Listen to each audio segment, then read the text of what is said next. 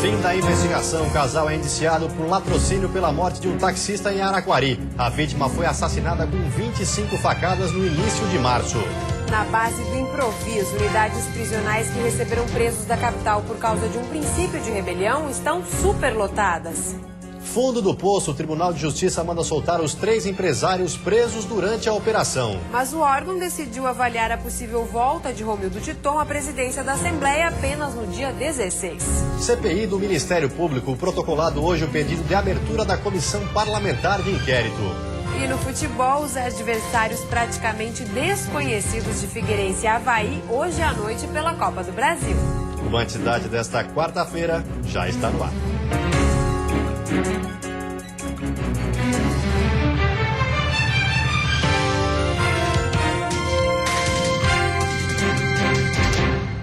Olá, boa noite. Olá, boa noite. A Polícia Civil de Araquari, no norte do estado, concluiu o inquérito sobre o taxista que foi assassinado com 25 facadas. 2 dos envolvidos vão responder por latrocínio, que é roubo seguido de morte. O inquérito foi concluído pela Polícia Civil logo após a chegada do laudo geral do local do crime. As informações foram confrontadas com o segundo depoimento prestado pelos suspeitos. Damião da Silva Santos Lago, de 23 anos, e Camila Alves da Veiga, de 22, foram indiciados por latrocínio, que é o roubo seguido de morte. Pertences do taxista Miguel Ramos Martins, morto no mês passado, foram encontrados na casa de um dos envolvidos. O delegado responsável pelo caso também pediu que a prisão temporária de Camila seja transformada em preventiva. A hipótese mais provável, também através dos laudos pericial, parece que foi isso realmente que aconteceu. O Damião teve participação ativa, segurando o taxista, e a Camila teria desferido os 25 golpes de faca. Até por isso, os 2 foram indiciados, pelo latrocínio, que posteriormente achamos os objetos que estavam na posse do taxista no meio das coisas da Camila, De acordo com o laudo, não havia ninguém no banco da frente no momento em que o taxista foi atacado, o que reforça a versão que as outras 2 passageiras da corrida já haviam saído do... A irmã de Damião, Daniela da Silva Santos Lago, de 21 anos, e a adolescente de 16 anos, que também estavam no táxi, vão responder por favorecimento pessoal e real. De acordo com a investigação, o comportamento das 2 favoreceu a ocultação dos autores do crime e do local onde estavam escondidos os objetos que foram roubados do taxista. Enquanto luta para garantir mais segurança à categoria, a Cooperativa de Rádio Táxi de Joinville tem acompanhado o andamento do caso através da mídia. Eles têm que pagar pelo que fizeram, que foi uma maneira muito covarde, e nós temos acompanhado aí, os taxistas têm comentado muito, têm acompanhado também pela mídia. Nós temos bastante chocado com isso aí, nós estamos fazendo a nossa parte, nós queremos também aqui, temos trabalhando em cima da segurança, melhor segurança. Transferência de problema. Depois da saída dos presos da central de triagem do Estreito, na capital, agora a superlotação preocupa nas unidades que receberam os detentos. O problema resolvido em uma unidade prisional do estado acabou complicando a situação de outras. Com a desativação temporária da central de triagem do Estreito na capital, determinada pela Justiça, os mais de 190 detentos da unidade tiveram que ser transferidos. A medida foi adotada após uma rebelião na central da capital, quando agentes tiveram que usar bombas de efeito moral para conter os protestos contra a falta de condições no cadeião. 36 vieram para o presídio masculino de Lages, na Serra Catarinense. Resultado, o local com capacidade máxima para 352 detentos hoje está com quase 400. De acordo com o Departamento de Administração Prisional do Estado, além de Lages, as cidades de Tubarão e Itajaí também receberam detentos. Para Tubarão foram transferidos 40 presos. A unidade, que tem capacidade para 372 detentos, abriga atualmente cerca de 541. Já para Itajaí, 120 detentos foram levados ao presídio da cidade, também causando superlotação. Com capacidade para 744 detentos, o presídio abriga hoje 898. Durante toda essa semana, a superlotação no sistema prisional do estado foi debatido pela segurança pública e pelo governo, que já estuda medidas para contornar a situação. Quais são os próximos passos que o governo do estado pretende adotar? Quais medidas administrativas, a questão criminal para apurar a conduta dos agentes grevistas. Outra questão amplamente discutida é a greve dos agentes penitenciários, que entrou na terceira semana. A categoria alegou ontem que pretende manter a paralisação por tempo indeterminado. Por telefone, o DEAP confirmou que as unidades estão superlotadas, mas afirmou que a medida foi emergencial e a situação é provisória. Dentro de 90 dias, com as obras concluídas, os detentos transferidos devem retornar à central de triagem da capital. O departamento afirmou também que, mesmo superlotados, esses locais oferecem melhores condições para os presos. Em Araranguá, no sul do estado, um idoso foi brutalmente assassinado. Esse é o segundo caso de roubo seguido de morte desde o início do ano no município. Familiares e amigos estiveram no velório de Antônio José de Jesus, de 73 anos. O aposentado foi encontrado morto na própria residência. Ele estava amarrado com um saco plástico na cabeça e com sinais de tortura. Acredito que ele tenha sido torturado dentro da sua residência. Eu vi algumas pequenas manchas de sangue no assoalho, onde estava a cabeça desse idoso. Eu acredito que ele tenha sido torturado para informar aos marginais onde é que estaria o dinheiro, porque ele costumava guardar dinheiro em sua residência dentro de uma maleta e essa maleta estava aberta. O neto da vítima esteve na residência do aposentado e confirmou que Antônio realmente tinha dinheiro guardado em casa. Os filhos muitas vezes falavam para ele guardar no banco, né, porque era perigoso guardar dinheiro em casa, mas ele assim sempre preferiu guardar em casa. O valor levado não foi confirmado pela polícia. Como não havia sinais de arrombamento e o carro da vítima não foi levado, existe a possibilidade que o criminoso seja conhecido da família. Eu acredito que os autores sejam aqui da nossa região, seja, como eles diriam assim, seriam domésticos, como diria, né? Porque essa informação, talvez pela ingenuidade, esse idoso possa ter falado para alguém que mantinha na sua residência esse dinheiro. Foi, eu acho, o fato motivador desse bárbaro crime. Este foi o segundo caso de latrocínio, roubo seguido de morte, registrado em Araranguá neste ano. E o sexto nos últimos 2 anos, quase todos praticado contra idosos. O que vocês esperam agora? Justiça, né? Depender da polícia aí, vamos ver o que eles vão fazer. Já tem alguns suspeitos, então eles vão atrás e sério que daqui a pouco eles descobrem. Hoje à tarde, o Batalhão de Operações Especiais prendeu 2 homens e um adolescente no bairro Forquilinhas, em São José, com drogas e dinheiro. Um dos homens foi abordado após os policiais considerarem sua atitude suspeita. Após a abordagem, os policiais encontraram na casa do homem 640 comprimidos de êxtase, 4 quilos de maconha e pouco mais de R$16 mil. Os 2 homens já foram conduzidos ao presídio masculino da capital e o menor foi encaminhado para a Delegacia Especializada de Atendimento aos Adolescentes. E a seguir, viaturas novas da Polícia Civil que não estavam sendo usadas desde janeiro foram entregues a outras delegacias. E ainda, acidente ambiental, produto químico de um caminhão fica escorrendo durante 3 horas num rio em São José.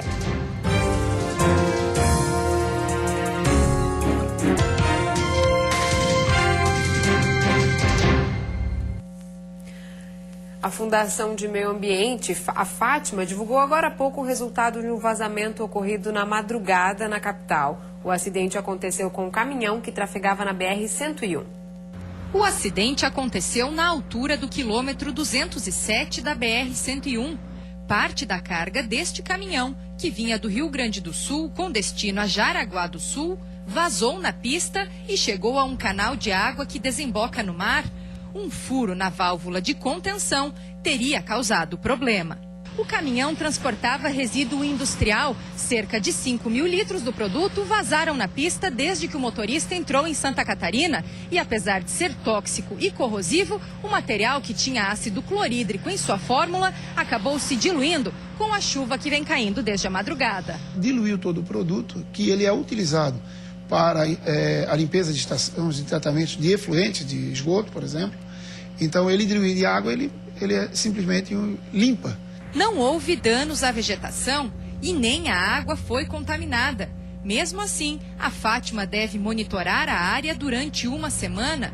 Se houver qualquer alteração ambiental, a empresa transportadora e o proprietário da carga poderão ser autuados. Seria ou uma notificação, uma auto-infração.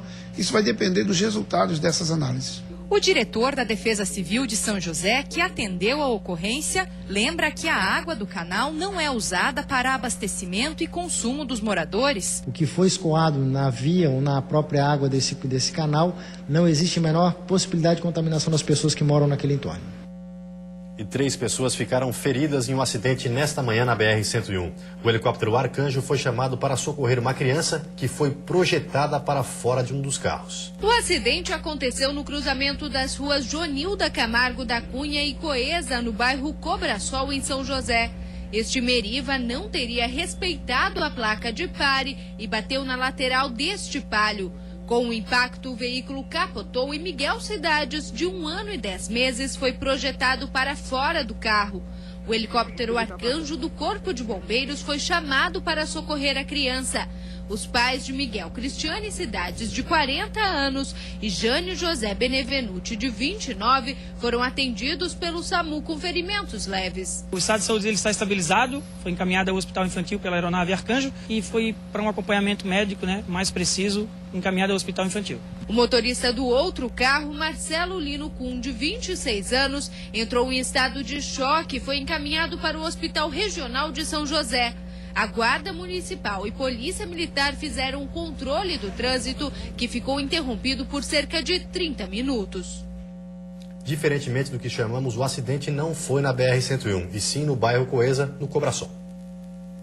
Depois de denúncias, viaturas novas da Polícia Civil que estavam paradas em Pátio de Lages foram entregues às delegacias beneficiadas. Os veículos estavam desde janeiro sem serem usados. No pátio da Cavalaria da Polícia Militar de Lages, já não haviam mais viaturas da Polícia Civil nesta manhã. Nas fotos, tiradas pelo assessor deste vereador, que fez a denúncia, é possível ver as 24 viaturas paradas no pátio. Elas estavam ali desde janeiro deste ano, quando foram entregues pelo governo do estado através do pacote de investimentos para a segurança pública. Sabendo que sempre a desculpa que nós obtivemos, que o problema da segurança era viatura sucateada, etc.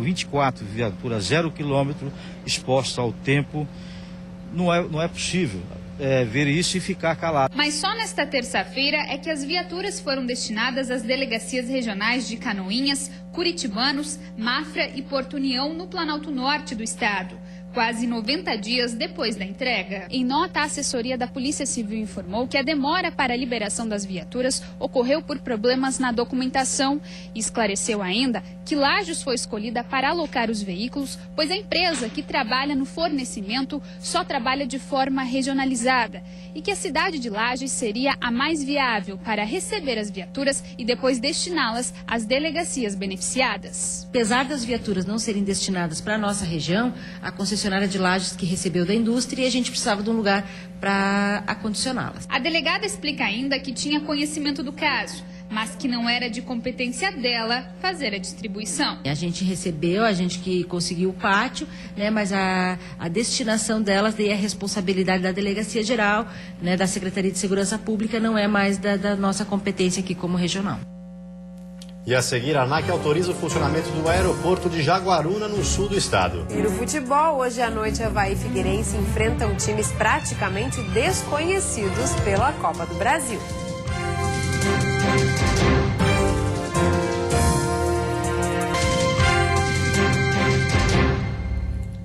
Enfim, homologado. De acordo com o Diário Oficial da União de hoje, o aeroporto regional de Jaguaruna, no sul do estado, já pode receber voos. A estrutura estava totalmente concluída há pelo menos 8 meses. Com a publicação, a pista do aeroporto está liberada para pousos e decolagens. Ainda em 2010, a estrutura, que custou mais de 60 milhões de reais, já estava praticamente finalizada. Mas devido a uma série de entraves burocráticos, por diversas vezes os prazos cumpridos. O primeiro pouso no aeroporto regional de Jaguaruna deve acontecer na próxima sexta-feira, quando o governador vem acompanhado de uma comitiva para inaugurar as instalações. Já voos comerciais, não existe uma previsão para início dos trabalhos, mas a empresa que administra o aeroporto já iniciou a negociação com as companhias aéreas. Agora a negociação é de empresa privada com empresa privada, Gol, TAM, Azul com RDL. Então eu creio que o processo fica um pouco mais desburocratizado e mais rápido.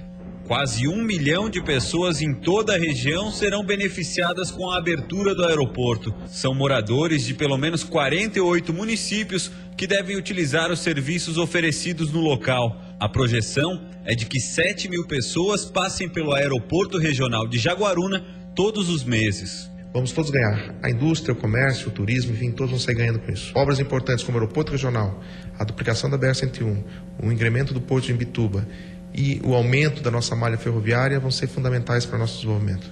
A pista, que possui 2.500 metros, é a maior do estado. Em um primeiro momento, aeronaves com capacidade para até 107 passageiros estão autorizadas a operar no local. Mas com a estrutura já disponível, é possível a liberação para aviões de até 190 passageiros. A quinta-feira vai ter nevoeiros isolados ao amanhecer na maioria das regiões. No decorrer do período, nebulosidade variável com chuva no litoral e Vale do Itajaí. Temperaturas amenas. A mínima fica em 12 graus na Serra e a máxima em 28 no litoral norte, Vale do Itajaí e oeste do estado. No Planalto Norte, mínima de 22 e máxima de 28 graus. No sul e na Grande Florianópolis, máximas entre 26 e 27 graus.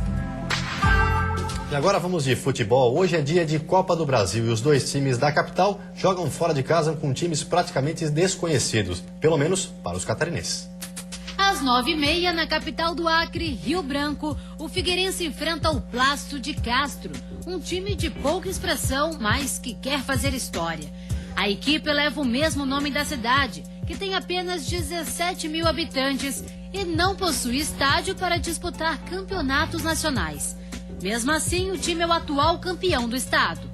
O Figueirense viajou 4.000 quilômetros com um time misto, mas quer voltar de lá classificado. Por isso, precisa vencer por uma diferença de pelo menos 2 gols. O Avaí, às 10h50, joga no Mato Grosso do Sul com o Naviraense. Isso mesmo, da cidade de Naviraí. O time foi eliminado nas semifinais do campeonato estadual, por isso aposta tudo na Copa do Brasil. Em 2010, a equipe ficou conhecida em todo o país, mas de uma forma nada interessante. Foi eliminada da Copa do Brasil pelo Santos de Neymar por 10-0, quase uma dúzia de gols. O Leão da Ilha, que chegou às semifinais da competição em 2011, também quer evitar o jogo de volta. Por isso, entra em campo com um time completo. O destaque, mais uma vez, é Marquinhos Santos, que atravessa boa fase no hexagonal do catarinense. E a seguir, o Tribunal de Justiça decidiu hoje soltar os 3 presos da Operação Fundo do Poço. E ainda protocolado o pedido de abertura da CPI para investigar possíveis irregularidades no Ministério Público de Santa Catarina.